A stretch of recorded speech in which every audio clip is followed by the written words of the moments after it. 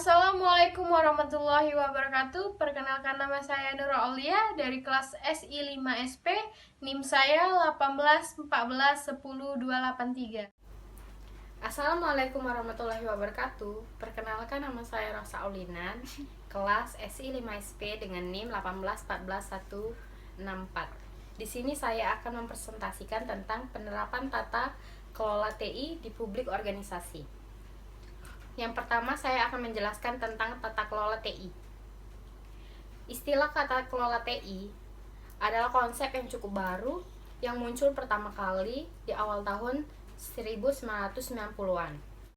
Integrasi strategis, di mana tata kelola TI merupakan bagian dari strategi TI seperti konsepnya. Dikembangkan lebih jauh, tata kelola TI telah didefinisikan berkali-kali dari berbagai titik dari pandangannya. Di masa lalu, eksekusi bisnis dapat menghindarkan keputusan TI tanpa implikasi besar. Namun sekarang ketergantungan TI yang besar membuatnya tidak mungkin untuk melakukan karena ini terlalu mahal untuk itu organisasi. TI memungkinkan organisasi untuk mendapatkan keunggulan komplikatif dan memisahkan diri dari pesaing.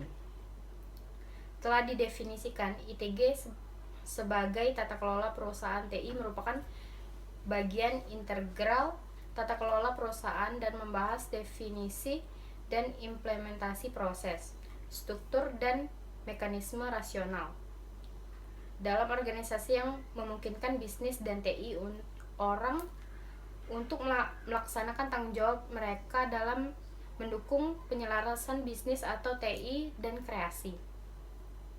Nilai bisnis dari investasi bisnis yang mendukung TI. Organisasi dalam memperoleh perkembangan hingga 40% lebih tinggi atas investasi TI yang sama.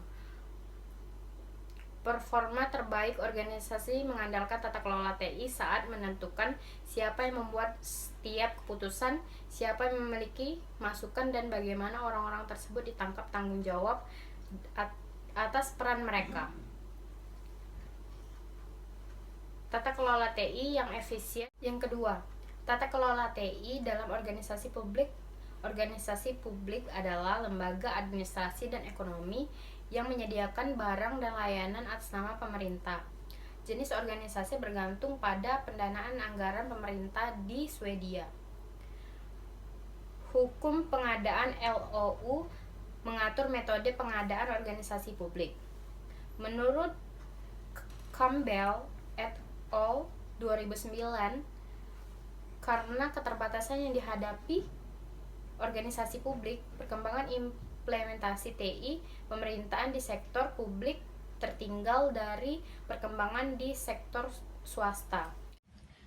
Di sini saya akan menjelaskan hasil dan analisis penerapan tata kelola di publik organisasi.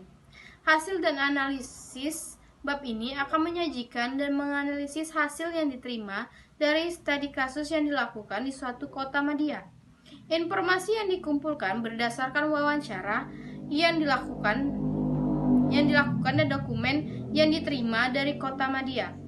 Bab ini membahas tentang kasus studi, visi dan strategi TI, infrastruktur, dan aplikasi bisnis, struktur, proses, mekanisme rasional, matriks, pengaturan tata kelola.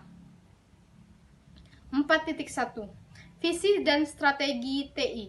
Visi TI Kota Södertälje terjadi dari apa yang dapat dicapai pemerintah kota dengan bantuan IT. Södertälje harus menjadi tempat pertemuan yang aman dan unik dengan kehidupan yang sempurna. Tanyakan pada beberapa orang. Mereka semua mungkin memberikan jawaban yang berbeda. Tapi salah satu tantangan besar yang kami miliki adalah di bidang kesejahteraan.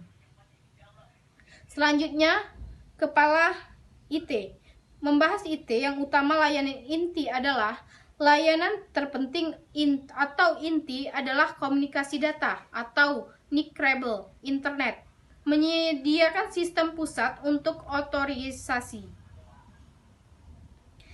integrasi, federasi, dan keamanan, dan seterusnya. Mereka yang tidak membeli sistem sebagai layanan sebagai cloud. 4.3 Struktur.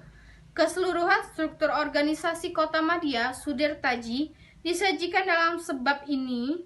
Struktur organisasi sangat penting untuk memahami tata kelola TI.